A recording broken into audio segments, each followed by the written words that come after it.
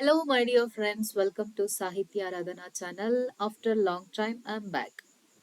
Yes, today I'm going to explain the question paper. It's like analysis, and also this is a kind of trick. So, to be successful in your examination, to score more, you have to follow this way. Okay. So, without making it delay, let's go into the subject.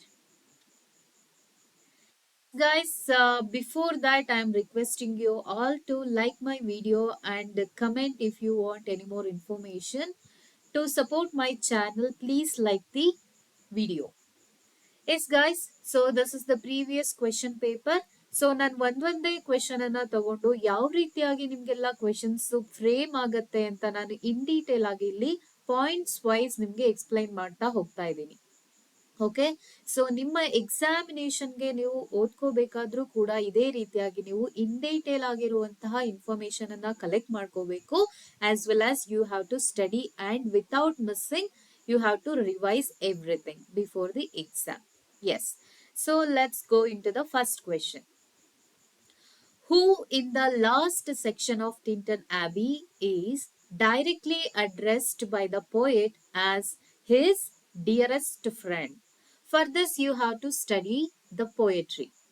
The poetry means ಪೋಯಟ್ರಿನಲ್ಲಿ ಯಾವ lines ಬರುತ್ತೆ ನಿಮ್ಗೆ, especially quotes ನ ಕೇಳ್ತಾರೆ. Okay, so quotes important ಆಗಿರೋದ್ರಿಂದ like ನಾವು ಇಡೀ ಪೋಯಟ್ರಿನ ಒಂದ್ಸಲ ಓದ್ಕೋಬೇಕಾಗತ್ತೆ. Beginning line ಮತ್ತೆ ಎಂಡ್ ಲೈನ್ಸ್ ಗಳು ತುಂಬಾ ಇಂಪಾರ್ಟೆಂಟ್ ಆಗಿರುತ್ತೆ. ಅಂಡ್ ಸೊ ಟೋಟಲ್ ಆಗಿ ಆ ಪೋಯಟ್ರಿ ಏನ್ ಥೀಮ್ ಅನ್ನ ಹೇಳ್ತಾ ಇದೆ ಅನ್ನೋ ಲೈನ್ ಎಕ್ಸ್ಪ್ಲೈನ್ ಮಾಡೋದಲ್ಲಿದ್ರೆ ಅದು ಕೂಡ ಇಂಪಾರ್ಟೆಂಟ್ ಆಗಿರುತ್ತೆ. ಎಸ್, ಸೊ ಆಪ್ಷನ್ಸ್ ಬಂದು ಇಲ್ಲಿ ಡರೋತಿ ವರ್ಡ್ಸ್ವರ್ತ್, ಕಾಲ್ರಿಡ್ಜ್, ಆನೆಟ್ ವಾಲನ್, ಮೇರಿ ಹಚಿನ್ಸನ್, 4 ಆಪ್ಷನ್ಸ್ ಇದೆ. ಅಂಡ್ ಈ 4 ಆಪ್ಷನ್ಸ್ ಇರೋ ವ್ಯಕ್ತಿಗಳು ಎಲ್ಲರೂ ಕೂಡ ವರ್ಡ್ಸ್ವರ್ತಿಗೆ ಸಂಬಂಧಪಟ್ಟಿರುವಂತಹವರೇ. ಹಾಗಾಗಿ ನಮಗೆ ಕನ್ಫ್ಯೂಷನ್ ಆಗುತ್ತೆ. So when I was analysing the discussing the syllabus, I told you. Okay, so special ಆಗಿ ಟಿಂಟನ್ ಅಬಿನಲ್ಲಿ ಮೆನ್ಷನ್ ಮಾಡಿಲ್ಲ, ಸ್ಟಿಲ್ ನಿಮ್ಗೆ ಕ್ವೆಶನ್ ಬಂದಿದೆ. ಓಕೆ, ಸೊ ಹಾಗಾಗಿ ನಾನು ಹೇಳ್ದಾಗೆ ನೀವೇನ್ ಮಾಡ್ಬೇಕು, ಇನ್ ಡೀಟೇಲ್ ಆಗಿ ಏಜ್ ವೈಸ್ ಮತ್ತೆ ಇಂಪಾರ್ಟೆಂಟ್ ರೈಟರ್ಸ್ ಎಲ್ಲಾ ವರ್ಕ್ಸ್ ಅನ್ನು ಕೂಡ ಓದ್ಕೋಬೇಕಾಗತ್ತೆ. And I told you, so ಅಲ್ಲಿ ರೈಟರ್ ಅದ್ರ ಜೊತೆಗೆ ಅವ್ರದ್ದು ಇಂಪಾರ್ಟೆಂಟ್ ಏಜ್ ವೈಸ್ ಟ್ರೇಡ್ಸ್ ಇರ್ಬೋದು, ಅದ್ರ ಜೊತೆಗೆ ವರ್ಕ್ಸ್ ನ ಇಂಪಾರ್ಟೆಂಟ್ ಫೀಚರ್ಸ್ ಇರ್ಬೋದು, ಎಲ್ಲವನ್ನು ನೀವು ಎಂಟ್ರಿ ಮಾಡ್ಕೊಳ್ತಾ ಹೋಗ್ಬೇಕಾಗತ್ತೆ. Okay, so especially writers personal detail ಕೂಡ ಇಲ್ಲಿ ಇಂಪಾರ್ಟೆಂಟ್ ಆಗ್ತಾ ಹೋಗುತ್ತೆ. ಓಕೆ, ಸೊ ಇಲ್ಲಿ ಆನ್ಸರ್ ಬಂದು Dorothy Wordsworth. Okay, she was his sister. Okay, so ಏನೆಲ್ಲ ಇನ್ಫಾರ್ಮೇಶನ್ಸ್ ಇಲ್ಲಿ ಇಂಪಾರ್ಟೆಂಟ್ ಆಗಿರುತ್ತೆ ನೋಡ್ತಾ ಹೋಗೋಣ. ಸೊ ಫಸ್ಟ್ ಪಾಯಿಂಟ್ ಬಂದು, in the last section of lines composed a few miles above Tinton Abbey by William Wordsworth, the poet addresses his sister. Okay, his sister ಯಾರಿಲ್ಲಿ? Dorothy Wordsworth. Next point, the poem reflects his hopes that she will continue to find solace and inspiration in nature as he has throughout his life. So ಇಲ್ಲಿ ಏನೋ ಟಿಂಟನ್ ಅಬಿ ಪೋಮ್ ಏನನ್ನ ಹೇಳ್ತಾ ಇದೆ. Okay, so ಅವನು ಯಾವ feeling ನಲ್ಲಿ express ಮಾಡ್ತಿದ್ದಾನೆ ಅನ್ನೋದು ಇಂಪಾರ್ಟೆಂಟ್ ಆಗತ್ತೆ. Okay, his emotions towards his sister. Okay, so ಯಾವ ರೀತಿ ಎಮೋಷನ್ಸ್ ಅಂದ್ರೆ ನೇಚರ್ ಇಂದ ಅವನು ಯಾವ ರೀತಿ ಬೆಳವಣಿಗೆ ಹೊಂದಿದ್ನೋ ಅದೇ ರೀತಿಯಾಗಿ ನನ್ನ ತಂಗಿಗೂ ಕೂಡ ಅದೇ ಒಳ್ಳೆ ನೇಚರ್ ಇನ್ಸ್ಪೈರ್ ಆಗ್ಲಿ, ಆಯ್ತಾ. ಸೊ ಅವಳಿಗೆ ಇನ್ಸ್ಪಿರೇಷನ್ ಆಗಿರ್ಲಿ ಅನ್ನೋದನ್ನ ಹೇಳ್ತಾ ಇದ್ದಾನೆ. Next, the poem was written by Wordsworth in July 1798. Sometimes ನಮಗೆ ಮಂತ್ ಕೂಡ ಇಂಪಾರ್ಟೆಂಟ್ ಆಗುತ್ತೆ. ಓಕೆ, ಡಿಫಿಕಲ್ಟಿ ಲೆವೆಲ್ ಯಾವ ರೀತಿ ಆಗಿರುತ್ತೋ ಅದ್ರ ಬೇಸ್ಡ್ ಆಗಿ ಅವರು ಕ್ವೆಶನ್ ಅನ್ನ ಕೇಳಿರ್ತಾರೆ. 1798 and was published as part of the collection Lyrical Ballads. Lyrical Ballads important ಅಲ್ವಾ? ರೊಮ್ಯಾಂಟಿಕ್ ಏಜ್ ಸ್ಟಾರ್ಟ್ ಆಗಿದ್ ಯಾವಾಗ ಅಂದ್ರೆ ಯೂಶುವಲ್ ಆಗಿ ಲಿರಿಕಲ್ ಬ್ಯಾಲೆಡ್ಸ್ ಪಬ್ಲಿಷ್ ಆಗಿದ್ದಾಗಿಂದ ಅಂತ ಯೂಶುವಲ್ ಆಗಿ ರೆಫರ್ ಮಾಡ್ತಾರೆ. ಹಾಗಾಗಿ this is very important, which he co authored with Samuel Taylor Coleridge. ಅವನ ಸ್ನೇಹಿತ ಆದಂತಹ ಸ್ಯಾಮ್ಯುಯಲ್ ಟೇಲರ್ ಕಾಲ್ರಿಡ್ಜ್ ನ ಜೊತೆಗೆ ಬರೆದಂತಹ ಬುಕ್ ಆಗಿರುತ್ತೆ. ಇದು collection of poetry, actually lyrical ಬ್ಯಾಲೆಡ್ಸ್.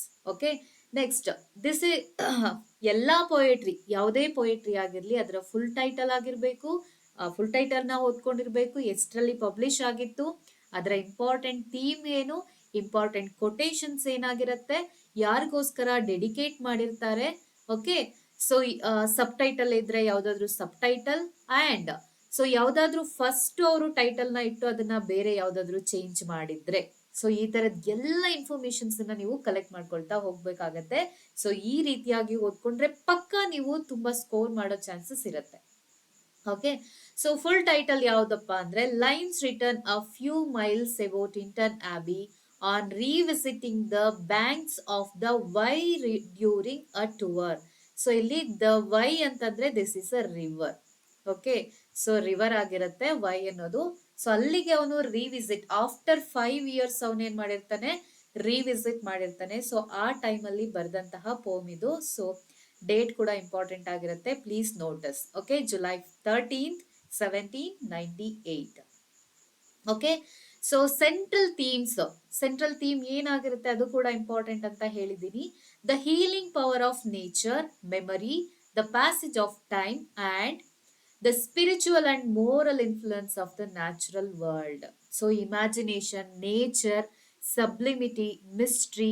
ಓಕೆನಾ, ಸೊ ಈ ತರದ್ ಎಲ್ಲದಕ್ಕೂ ತುಂಬಾ ಒತ್ತು ಕೊಡೋದ್ರಿಂದ ರೊಮ್ಯಾಂಟಿಕ್ ಏಜ್ ಅಲ್ಲಿ ನೀವು ಇದೆಲ್ಲವನ್ನು ನೋಟ್ ಮಾಡ್ಕೋಬೇಕಾಗತ್ತೆ. Words worth reflects on how his appreciation for nature has changed from youthful exuberance to a deeper, more reflective relationship. ಅಂದ್ರೆ 5 years ಬ್ಯಾಕ್ ಅವನು ಆ ರಿವರ್ ಬ್ಯಾಂಕ್ ಅನ್ನ ವಿಸಿಟ್ ಮಾಡಿದಾಗ ಅವ್ನು ಯಾವ ರೀತಿ ಫೀಲಿಂಗ್ಸ್ ಅನ್ನ ಹೊಂದಿದ್ದ, ಆಫ್ಟರ್ 5 years ಅವ್ನ್ ಮತ್ತೆ ರಿವಿಸಿಟ್ ಮಾಡಿದಾಗ ಅವ್ನ್ ಯಾವ ರೀತಿ ಫೀಲಿಂಗ್ಸ್ ಅನ್ನ ಹೊಂದಿದ್ದ, ಅಂದ್ರೆ ಅಲ್ಲಿ ಚೇಂಜ್ ಆಗಿರೋದನ್ನ ಅವನು ಗುರ್ತಿಸಿ ಅವನು ಹೇಳ್ತಾ ಇರುವಂತದ್ದು. ಮೆಚ್ಯೂರಿಟಿ ಬಗ್ಗೆ ಕೂಡ ಅಲ್ಲಿ ಮಾತಾಡ್ತಾ ಇದೆ. The poem is written in blank verse.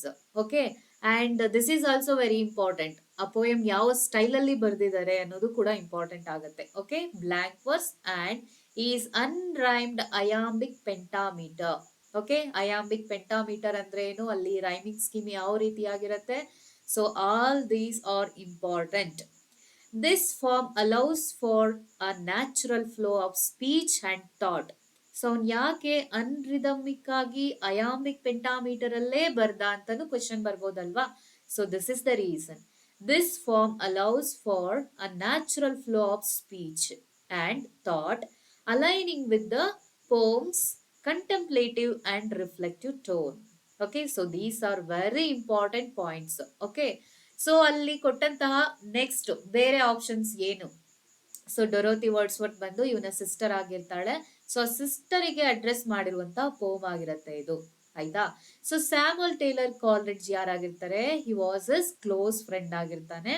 Wordsworth and Coleridge worked together on lyrical ballads in 1798. I told you that. A collection of poems published in 1798. Then Annette Wallen.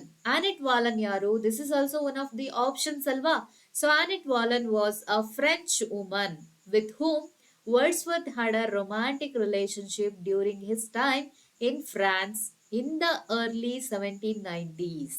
Okay, so poet ಎಲ್ಲ personal life ಕೂಡ ಇಲ್ಲಿ important ಆಗಿರುತ್ತೆ, because all those events influenced their literature. ಹಾಗಾಗಿ ಆ events ಕೂಡ ತುಂಬಾ important ಆಗಿರುತ್ತೆ. So French revolution time ಅಲ್ಲಿ ಅವನು ಇಂಗ್ಲೆಂಡ್ಗೆ ವಾಪಸ್ ಬಂದಿರ್ತಾನೆ. So because of that war, Britain ಮತ್ತೆ ಫ್ರಾನ್ಸ್ ನಡುವೆ ಆಗ್ತಾ ಇದ್ದಂತ ವಾರ್ ಸಂದರ್ಭದಲ್ಲಿ ಅವ್ನು ಬಂದಿದ್ದಾಗ ಅವ್ನು ಮತ್ತೆ ರಿಟರ್ನ್ ಫ್ರಾನ್ಸ್ಗೆ ಹೋಗೋಕ್ ಆಗಲ್ಲ. ಆಗ ಆನೆಟ್ ವಾಲನ್ಗೆ ಒಬ್ಳು ಮಗಳು ಹುಟ್ಟಿರ್ತಾಳೆ. Their daughter was Caroline Wordsworth. Okay, so daughter, because daughter ಕೂಡ ಇಂಪಾರ್ಟೆಂಟ್ ಆಗ್ತಾಳೆ, ಅವಳಿಗೋಸ್ಕರ ಒಂದು ಪೋಮ್ ನ ಬರೆದಿರ್ತಾನೆ, ಅದಕ್ಕೆ important. Okay, so Caroline Wordsworth ಜನಿಸಿರ್ತಾಳೆ. Wordsworth visited Vallon and Caroline France in 1802. Okay, so ಆಮೇಲೆ ಅವ್ನು ರಿಟರ್ನ್ ಹೋಗೋದೇ ಇಲ್ಲ. 1802 ನಲ್ಲಿ ಅವ್ನು ಮತ್ತೆ ವಿಸಿಟ್ ಮಾಡ್ತಾನೆ. And this visit led to his writing the poem It is a beauteous evening, calm and free. Okay, so this is also one of the poems written by Wordsworth. Please note this down, which reflects on his daughter Caroline. Okay, so innocence ಬಗ್ಗೆ ಮಾತಾಡುವಂತಹ poetry ಇದು. This is also one of the important poems.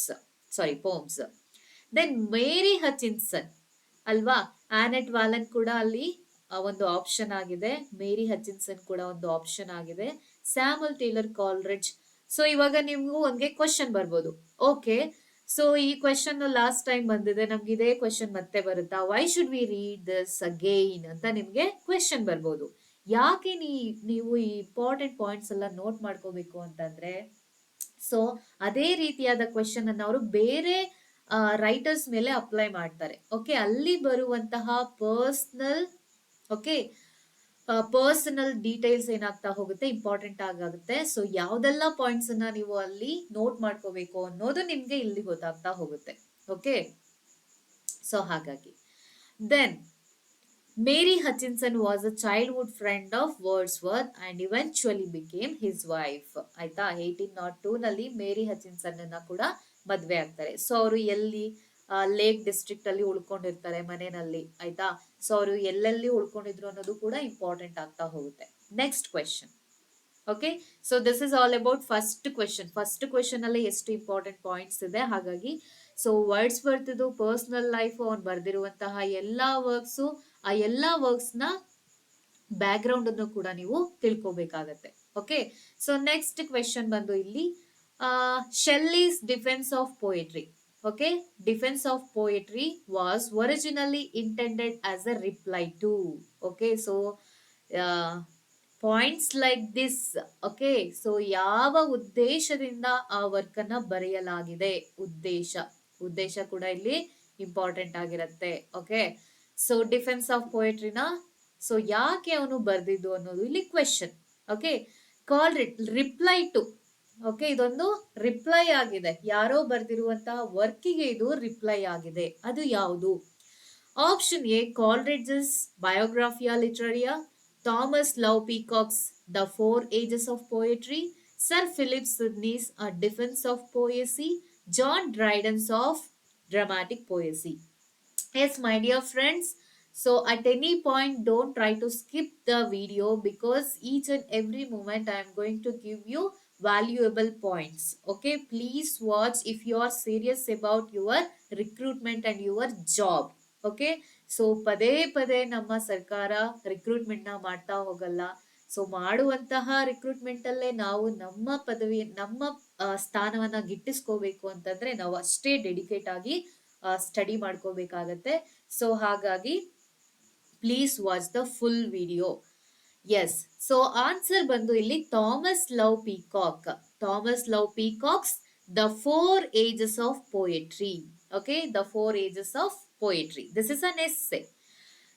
So details about this option ಏನಪ್ಪಾ ಅಂದ್ರೆ, Shelley's A Defense of Poetry was originally intended as a reply to Thomas Love Peacock. Okay, Thomas Love Peacock ಬರ್ದಿರುವಂತಹ satirical essay the four ages of poetry 1820 ನಲ್ಲಿ ಬರ್ದಿರುವಂತಹ work ಇದು. So satirical essay ಆಗಿರುತ್ತೆ. So ಹಾಗಾಗಿ ಅವನು the four ages of ಪೋಯೆಟ್ರಿಗೆ reply ಆಗಿ ಬರ್ದಿದ್ದಾರೆ. Defence of Poetry. Dates also important, please note down. Then in his essay, so ಈ ಲವ್ ಪೀಕಾಕ್ ಏನನ್ನ ಬರ್ದಿದ್ದಾನೆ ಎಸ್ಸೆನಲ್ಲಿ, ಅದಕ್ಕೋಸ್ಕರ ಶೆಲ್ಲಿ ಯಾಕೆ ಅದಕ್ಕೆ ರಿಪ್ಲೈ ಮಾಡಿದ್ರು ಅನ್ನೋದು ಇಂಪಾರ್ಟೆಂಟ್ ಆಗುತ್ತೆ. Okay, Peacock argued that poetry was no longer useful or relevant in an age dominated by reason and science. Okay, reason and science dominate ಆಗಿರುವಂತ ಏಜ್ ಅಲ್ಲಿ ಸೊ ಇಮ್ಯಾಜಿನೇಷನ್ ಅನ್ನ ಇಟ್ಕೊಂಡು ಬೇಸ್ಲೆಸ್ ಪೋಯೆಟ್ರಿ ಏನಾಗಿದೆ, useless ಆಗಿದೆ ಅಂತ ಅವರು argue ಮಾಡ್ತಾ ಇದ್ದಾರೆ. Suggesting that poetry had declined through four ages. So ಯಾವ್ದೆಲ್ಲ ಏಜಸ್, ಇದು ಕೂಡ ಇಂಪಾರ್ಟೆಂಟ್ ಆಗಿರುತ್ತೆ. Iron age, golden age, the silver age, the brass age, and that its value had diminished over time ಅಂತ ಯಾರು ಹೇಳ್ತಾ ಇದ್ದಾರೆ? ಥಾಮಸ್ ಲವ್ ಪೀಕಾಕ್ ಆರ್ಗ್ಯೂ ಮಾಡ್ತಾ ಇದ್ದಾರೆ ತಮ್ಮ ಎಸ್ಸೆನಲ್ಲಿ. ಓಕೆ, ಸೊ ಅದಕ್ಕೆ in response P B Shelley ಏನ್ ಹೇಳ್ತಾರೆ ಆ ಡಿಫೆನ್ಸ್ ಆಫ್ ಪೋಯೆಟ್ರಿನಲ್ಲಿ, to argue for poetry's timeless value and importance, emphasizing its ability to inspire imagination, promote empathy and contribute to social and moral progress. ಅಂದ್ರೆ ಎಲ್ಲಾ ಏಜಲ್ಲೂ ಕೂಡ okay poetry ಅನ್ನೋದೇನಾಗಿರುತ್ತೆ, ಜೀವಂತವಾಗಿರುತ್ತೆ. So it is the background in progress of society ಅಂತ ಅವರು promote ಮಾಡ್ತಾ ಇದಕ್ಕೆ ರೆಸ್ಪಾಂಡ್ ಮಾಡಿದ್ದಾರೆ. That is why this is very important. Okay, so next defence of ಪೋಯಟ್ರಿನಲ್ಲಿ, ಸೊ ಇದೇ ಪಾಯಿಂಟ್ಸ್ ಇಂಪಾರ್ಟೆಂಟ್ ಆಗೋದು. Okay, timeless value, importance, emphasising its ability to inspire imagination ಅಲ್ವಾ. Imagination ಇದ್ರೇನೆ ಎನಿ ಕೈಂಡ್ ಆಫ್ ಆರ್ಟ್ ಬೆಳೆಯೋಕೆ ಸಾಧ್ಯ. Based on art ಏನಾಗ್ತಾ ಇರುತ್ತೆ, society influence ಆಗ್ತಾ ಹೋಗುತ್ತೆ, ಸೊಸೈಟಿ ಪ್ರೋಗ್ರೆಸ್ ಆಗ್ತಾ ಹೋಗುತ್ತೆ. ಹಾಗಾಗಿ ಸೊಸೈಟಿ ಪ್ರೋಗ್ರೆಸ್ ಹಿಂದೆ ಪೋಯಟ್ರಿ ಯಾವಾಗ್ಲೂ ಇದ್ದೇ ಇರುತ್ತೆ ಅಂತ ಯಾರು ಹೇಳ್ತಾ ಇದ್ದಾರೆ, ಪಿ ವಿ ಶೆಲ್ಲಿ ಹೇಳ್ತಾ ಇದ್ದಾರೆ. A Defense of Poetry was written in 1921. Okay, ಅವ್ರು 20ನಲ್ಲಿ ಯಾವುದು the four ages of poets ನ ಬರೆದ್ರೆ, ಇವರು 21ನಲ್ಲಿ ರಿಪ್ಲೈ ಮಾಡಿರ್ತಾರೆ. Although it was published posthumously in 1840. Okay, 1840ನಲ್ಲಿ ಪಬ್ಲಿಷ್ ಆಗೋದು, ಬಟ್ ಅವ್ರು ಬರ್ದಿರೋದು 1821ನಲ್ಲಿ. ಓಕೆನಾ. ಸೊ ಈ ತರದ ಇನ್ಸಿಡೆಂಟ್ಸ್ ಎಷ್ಟೊಂದು ಪೋಯಿಟ್ಸ್ ಆಗಿರುತ್ತೆ. ಸೊ ಅದನ್ನು ಕೂಡ ನೀವು ನೋಟ್ ಮಾಡ್ಕೋಬೇಕಾಗತ್ತೆ. Okay, he suggest that poetry is the highest form of expression because it transcends the mere literal meaning of words, instead capturing emotions, ideas and truths that cannot be fully articulated through ordinary language. Okay, so for example I am talking now. Okay, I can't make it poetry, ಆಯ್ತಾ. So ನಾನ್ ಮಾತಾಡ್ತಾ ಇರುವಂತ ordinary language ನಿಮ್ಗೆ ಯಾವುದೇ ರೀತಿಯಾದಂತಹ imagination ಅನ್ನ ಕೊಡ್ತಾ ಇಲ್ಲ.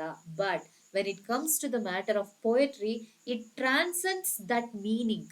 Okay, ಅದಕ್ಕೋಸ್ಕರನೇ poets are very special. So ಹಾಗಾಗಿ ಅವರು ಯಾವ ರೀತಿಯಾಗಿತ್ತು, ಟ್ರಾನ್ಸೆಂಡ್ ಆಗಿ ಆ ನಾರ್ಮಲ್ ವರ್ಡ್ಸ್ ಅನ್ನ ಬದಲು ಮಾಡುತ್ತೆ ಅನ್ನೋದನ್ನ ಅವರು ಹೇಳ್ತಾ ಇದ್ದಾರೆ. ಅಂದ್ರೆ importance of poetry and expression ಯಾವ ರೀತಿಯಾಗಿರುತ್ತೆ ಪೋಯಟ್ರಿನಲ್ಲಿ ಅಂತ ಹೇಳ್ತಾ ಇದ್ದಾರೆ. According to Shelley, poets are the unacknowledged legislators of the world. So this is the very famous quote. So please note it down. So important quotes ಅನ್ನ ಒಂದೆರಡು ಇಲ್ಲ ಹಾಕಿದೀನಿ. So ನೀವು ಇದನ್ನ ಬಿಟ್ಟು ಬೇರೆದನ್ನು ಕೂಡ ಕಲೆಕ್ಟ್ ಮಾಡ್ಕೋಬೇಕಾಗತ್ತೆ. Poetry in a general sense may be define to be the expression of the imagination. So ಅವ್ರು ಏನ್ ಹೇಳ್ತಾ ಇದ್ದಾರೆ, ಪೋಯಟ್ರಿ ಅಂದ್ರೆ the expression of the imagination ಅಂತ. Poetry is the record of the best and happiest moments of the happiest and the best minds. Okay, this is also very important quote. Okay, ಈ ರೀತಿಯಾಗಿ ನೀವು ಯಾವುದೇ writer ಅನ್ನ ಓದಿದ್ರು ಕೂಡ so ಅವರಲ್ಲಿರುವಂತ important points ಅನ್ನ ನೀವು ಈ ರೀತಿಯಾಗಿ ಕಲೆಕ್ಟ್ ಮಾಡ್ಕೊಳ್ತಾ ಹೋಗ್ಬೇಕಾಗತ್ತೆ. Okay, so next Biographia Literaria. So let's talk about other options. Biographia Literaria ಬಂದು is a critical and autobiographical work by Samuel Taylor Coleridge, published in 1817. Okay, so dates are very important because ನಿಮಗೆ chronological ಮೇಲೆ ಜಾಸ್ತಿ questions ಅನ್ನ ಕೇಳ್ತಾರೆ. Concept of imagination ಬಗ್ಗೆ ಇದರಲ್ಲಿ ಮಾತಾಡ್ತಾ ಹೋಗ್ತಾರೆ ಬಯೋಗ್ರಫಿಯಾ ಲಿಟ್ರರಿಯಾದಲ್ಲಿ, and it is partially autobiography. Please remember that. Okay, so concept of imagination ಅಲ್ಲಿ ಏನು distinguishes between the primary imagination and the secondary imagination ಬಗ್ಗೆ ಮಾತಾಡ್ತಾರೆ. Okay, how these two are going to amalgamate together ಅನ್ನೋದನ್ನು ಕೂಡ ಹೇಳ್ತಾರೆ. ಇವೆರಡು ಒಟ್ಟಾಗಿ poetry ಯಾವ ರೀತಿಯಾಗಿ ಔಟ್ಕಮ್ ಆಗಿರುತ್ತೆ ಅನ್ನೋದನ್ನ ಅಲ್ಲಿ ಡಿಸ್ಕಸ್ ಮಾಡ್ತಾ ಹೋಗ್ತಾರೆ. Okay, so of dramatic poesy. Next option ಬಂದು of dramatic poesy. This is a critical work by John Dryden. Okay, so Augustan period ಅಲ್ಲಿ ಬಂದಂತಹ ಜಾನ್ ಡ್ರೈಡನ್ ಬರ್ದಿರುವಂತದ್ದು, ಪಬ್ಲಿಷ್ಡ್ ಆಗಿರೋದು 1668 ಅಲ್ಲಿ. The essay is written as a dialogue among 4 characters. Okay, ನಿಮ್ಗೆ ಇದನ್ನು ಕೂಡ question ಬರ್ಬೋದು, ಯಾವ ಫಾರ್ಮ್ ಅಲ್ಲಿ ಇರುತ್ತೆ, ಓಕೆ, ಯಾವ ನರೇಟಿವ್ ಟೈಪ್ ಅಲ್ಲಿ ಇರುತ್ತೆ, what is the style of writing. Okay, so all these are very important things to follow. So ಯಾವ್ದೆಲ್ಲ ಕ್ಯಾರೆಕ್ಟರ್ಸ್ ಇದೆ ಆಫ್ ಡ್ರಾಮ್ಯಾಟಿಕ್ ಪೋಯಸಿನಲ್ಲಿ? ನಿಯಾಂಡರ್ ಅಂದ್ರೆ ಯಾರು ಇಲ್ಲಿ? Representing Dryden himself. So this is also can be a question. So ಇರುವಂತಹ 4 characters ಅಲ್ಲಿ ಡ್ರೈಡನ್ ಯಾರನ್ನ represent ಮಾಡ್ತಾ ಇದ್ದಾರೆ ಅಂದ್ರೆ ಅಲ್ಲಿ ನಿಯಾಂಡರ್ ನ ರೆಪ್ರೆಸೆಂಟ್ ಮಾಡ್ತಾ ಇರ್ತಾರೆ. ಸೊ ನೆಕ್ಸ್ಟ್ ಕ್ಯಾರೆಕ್ಟರ್ ಬಂದು ಯುಜಿನಿಯಸ್ ಅಂಡ್ ಲಿಸಿಡಿಯಸ್ ಅಂಡ್ ಕ್ರೈಟೀಸ್. ಓಕೆ, ಸೊ ಇಷ್ಟು 4 ಜನ ಕ್ಯಾರೆಕ್ಟರ್ಸ್ ಬರ್ತಾರೆ. ಈ 4 ಜನ ಯಾವ ಯಾವ ಲಿಟ್ರೇಚರ್ ಅನ್ನ ಡಿಫೆಂಡ್ ಮಾಡ್ತಾರೆ ಅನ್ನೋದು ಇಂಪಾರ್ಟೆಂಟ್ ಆಗಿರುತ್ತೆ. ಅದ್ರಲ್ಲಿ ನಿಯಾಂಡರ್ ಬಂದು ಇಂಗ್ಲಿಷ್ ಲಿಟ್ರೇಚರ್ ನ ಡಿಫೆಂಡ್ ಮಾಡ್ತಿರ್ತಾರೆ. Okay, each character presence differing viewpoints on drama and its development. Okay, so ಯಾವ ರೀತಿಯಾಗಿ ಡ್ರಾಮಾ ಆರಿಜಿನ್ ಆಯ್ತು, ಯಾವ ರೀತಿಯಾಗಿ ಡೆವಲಪ್ ಆಗ್ತಾ ಹೋಯ್ತು ಅಂತ ಅವರು ಅದರಲ್ಲಿ ಡಿಸ್ಕಸ್ ಮಾಡ್ತಾರೆ. ಅಂಡ್ ಇಂಪಾರ್ಟೆಂಟ್ ಪಾಯಿಂಟ್ಸ್, ಯಾವ ಲಿಟ್ರೇಚರ್ ಬಗ್ಗೆ ಯಾರು ಏನನ್ನ ಹೇಳ್ತಿದ್ದಾರೆ ಅನ್ನೋದನ್ನ ನೀವು ಪಾಯಿಂಟ್ಸ್ ಮಾಡ್ಕೋಬೇಕಾಗತ್ತೆ. Okay, so today I am going to stop here only. In next class ನಾನು ಹೆಚ್ಚು ಕ್ವೆಶನ್ಸ್ ಅನ್ನ ಅನಲೈಸ್ ಮಾಡೋಕೆ ಟ್ರೈ ಮಾಡ್ತೀನಿ. ಓಕೆ, ಜಾಸ್ತಿ ನಿಮಿಷಗಳು ನಾನು ಹೇಳ್ತಾ ಹೋದ್ರೆ ನಿಮ್ಗೆ ಅಟ್ ಎ ಟೈಮ್ ಎಲ್ಲವನ್ನು ಕಾನ್ಸಂಟ್ರೇಟ್ ಮಾಡಕ್ ಆಗಲ್ಲ ಅನ್ನೋ ಕಾರಣಕ್ಕೆ ನಾನು ಸ್ವಲ್ಪ ಸ್ವಲ್ಪವನ್ನೇ ಬಿಗಿನಿಂಗ್ ಕ್ಲಾಸಸ್ ಅಲ್ಲಿ ತಗೊಂಡಿದ್ದೀನಿ.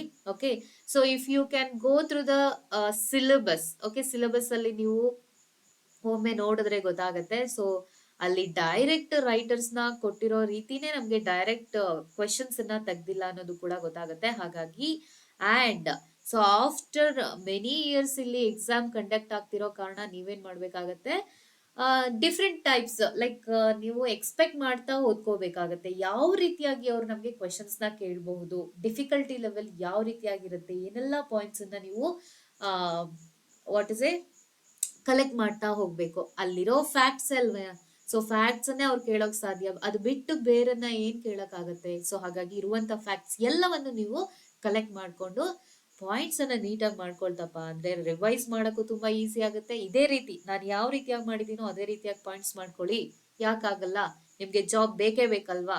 So I hope you will do that. Okay, so guys, for more videos like this, please like my video and ನಿಮ್ಗೆ ಯಾವ ರೀತಿಯಾಗಿ ಇನ್ಫಾರ್ಮೇಶನ್ ಬೇಕು ಅಂತ ಕಮೆಂಟ್ ಬಾಕ್ಸ್ ಅಲ್ಲಿ ಕಮೆಂಟ್ ಮಾಡಿ and encourage my channel. And ಯಾರೆಲ್ಲ ಚಾನೆಲ್ ನ ಸಬ್ಸ್ಕ್ರೈಬ್ ಮಾಡಿಲ್ವೋ ಪ್ಲೀಸ್ ಡೂ ಸಬ್ಸ್ಕ್ರೈಬ್, ಹಾಗೆ ಬೆಲ್ ಐಕಾನ್ ಅನ್ನ ಒತ್ತೋದನ್ನ ಮರಿಬೇಡಿ. ಸೊ ನಾನು ಮಾಡುವಂತಹ ಎಲ್ಲಾ ಕ್ಲಾಸಸ್ ನಿಮ್ಗೆ ನೋಟಿಫಿಕೇಶನ್ಸ್ ಬರುತ್ತೆ and you can follow it. And till your examination, I am going to give you full-fledged classes on literature and it will be helpful for your examination. I'm going to promise that. Okay guys, bye bye, let's meet in the next class.